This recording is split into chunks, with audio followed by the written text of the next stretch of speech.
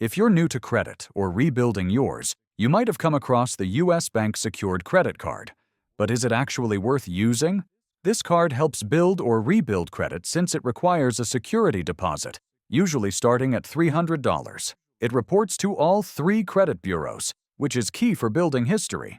Plus, there's no annual fee, which makes it better than some secured cards out there.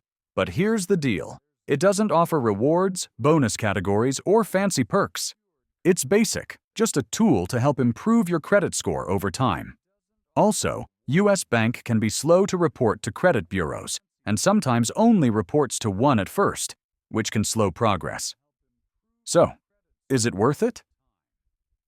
If you need a straightforward secured card with no fees and a path to better credit, yes. But if you're looking for rewards or instant credit building magic, keep looking. Let me know if you've used this card. And if you found this helpful, hit like and subscribe for more quick, honest reviews every week. See you next tutorial.